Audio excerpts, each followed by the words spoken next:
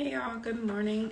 Today's morning devotion is from John chapter 9. I read verses 38 through 42. And this is talking about the burial of Jesus. So he has died on the cross already.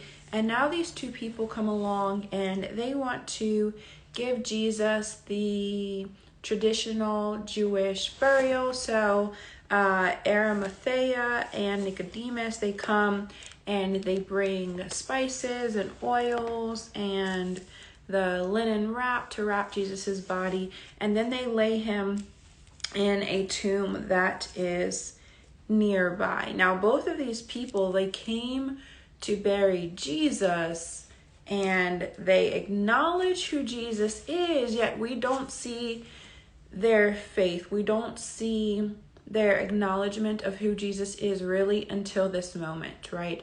All throughout Jesus's ministry, they were kind of behind the scenes. Nicodemus had some conversation with Jesus, but neither one of them were really out front or vocal about their faith. And I wrote down a whole lot of notes here, but really just surrounding this idea that they show up after the fact wanting to do the most. And that's great, right? Like they want to show Jesus love. They want to make sure that he is buried properly. But I can't help but wonder if it's like part of them like wants to do this because they know they neglected Jesus while he was alive. You know, like how we may want to do really nice things for people when they're gone, or when it's too late because we didn't when they were still living or when they were still alive, right? They were secret believers because they feared man, because they had high positions, because they had these lives for themselves that perhaps their boldness, their declaration of faith in Jesus would have jeopardized, right? They're religious leaders. However, we know how the religious leaders feel about Jesus, right? So it's like if they are to speak up about their faith in Jesus, then they could have been kicked out of the synagogue, right? Like they could have lost their high position. So instead of speaking up, instead of acting on their faith, they kept it a secret, and they waited until this moment to just make sure Jesus was at least buried properly, which, you know, we appreciate. That is good. That is nice. That is kind. They demonstrated their kindness to Christ after the fact, after everyone was gone and after Jesus was dead, but at least they did something, right? But their faith really took a back seat to the other positions that they held in life, to the other things that were important to them in life. And although it was still risky for them to go and ask for Jesus's body, for them to take the time to bury him properly, it was less risky than them speaking up while he was still alive. Because right now, like the threat is dead for now, right? We know that Jesus is risen, but they thought the threat was done. So it's like it's less risky now that the religious leaders' enemy is dead.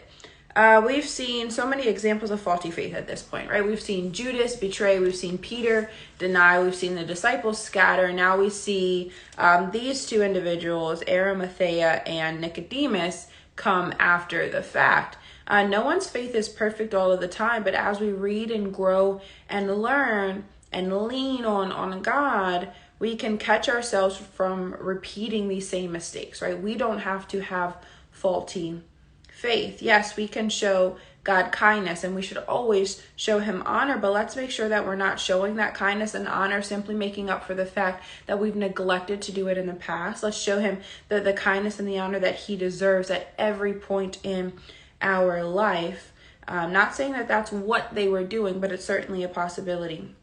We need to make sure that we never suppress our faith and that we are never tight-lipped about what we believe just so that we can maintain our worldly position. And this could be a position of power. It could be a position within a certain group of people. It doesn't necessarily have to be on this hierarchy, but just like our position in life, this life that we have created for ourselves, we should never hide our faith to protect our reputation or our position. If we can only worship God at night or in secret or when everyone is already gone, then like how can we say that we really love him? I don't believe that we can. We have to trust God enough to stand by him, even when that means that parts of our life will become put at risk. We need to know and truly understand and believe that no matter what, our lives are better in the hands of God.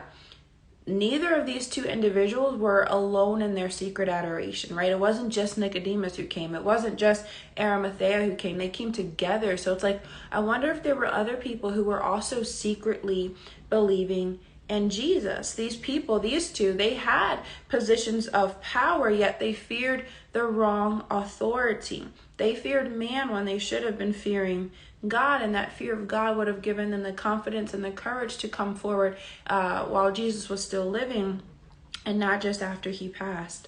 God does not allow us to occupy positions of power so that we would cower when we should stand. I think of the story of Esther. Like, God allows Esther to take this position of power and prominence in society so that she can make a difference, so that she can stand, not so that she can shrink back. And we have the same issue today with people. We choose protecting our lives or the lives we've built opposed to risking that life that we have come to know for the life that God has called us to. May we not be after the fact Christians or after the fact believers. May we not hide our faith. Although, yes, it is better late than never. But let's profess our faith now, every single day, and be bold and confident in our beliefs and in our convictions. Y'all, imagine if believers everywhere, from grassroots to boardrooms, from I live by myself to I have a whole generations of people living in my house. Like, what if everyone just rose up and stood confidently and firmly in their faith, in their belief in Jesus Christ, never again putting any position or any facet of lifestyle above their faith? Imagine if we just came out of hiding, through caution to the wind, and really just trusted God with our livelihood.